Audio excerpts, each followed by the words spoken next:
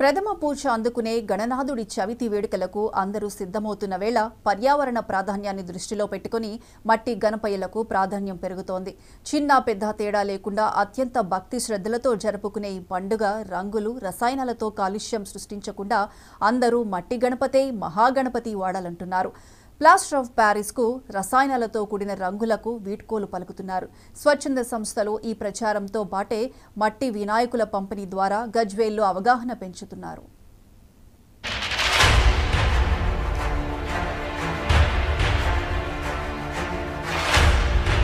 గజ్వేల్ ప్రజ్ఞాపూర్లో మట్టి వినాయకులు సిద్ధమవుతున్నారు.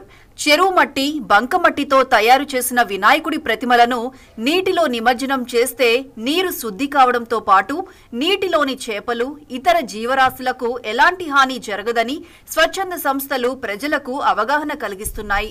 ఇక్కడ తయారయ్యే విగ్రహాలు 5 అడుగుల వరకు ఉంటున్నాయి.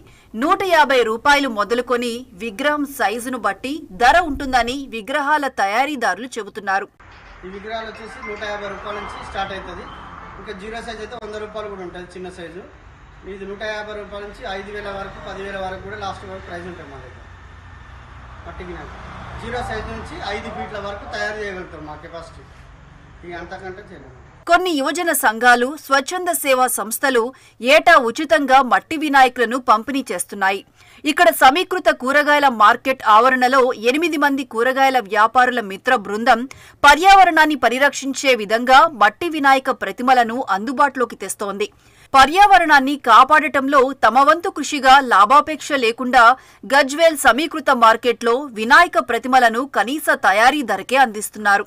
మేము మా కూరగాయల మిత్ర బృందం సభ్యులందరం కలిసి కొంతమంది ఈసారి కూరగాయ వ్యాపారంతో పాటు మేము సేవాతోటి కొంచెం మా అందరం కలిసి మట్టి వినాయకులు అందుబాటులో మా సమీకృత మార్కెట్ లో అందరికీ అందుబాటులో ఉండాలనే ఉద్దేశంతో అందరికీ తెచ్చిపెట్టినాం. ఇక్కడ చాలా మంది తీసుకెళ్లారు, బుక్ చేసుకున్నారు.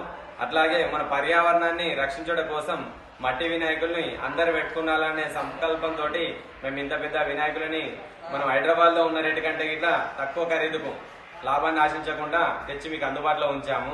20 ఏళ్లుగా పట్టణంలో మట్టి వినాయక ప్రతిమల తయారీ సాగుతోంది.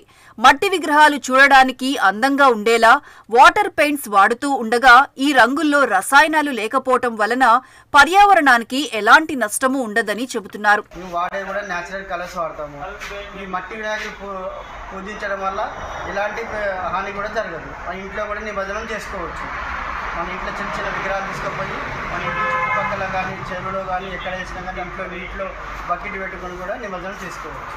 మట్టి గణపతే శ్రేష్టమైన గణపతి అని శ్రీరామ భక్తుడు రామకోటి రామరాజు అవగాహన కల్పిస్తూ అందరూ మట్టి గణపతినే పూజించాలని పిలుపునిస్తున్నారు. కాబట్టి స్వచ్ఛమైన మట్టిని ఈనాడు కాదు, నాటి పూర్వీకులు కూడా మన మట్టినే ఉపయోగించి చేయడం జరిగింది.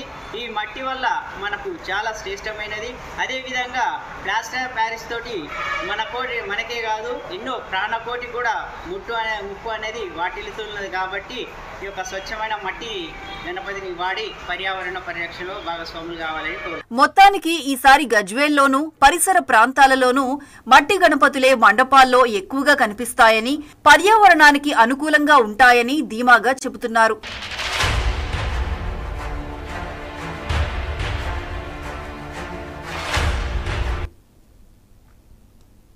వినాయక చవితి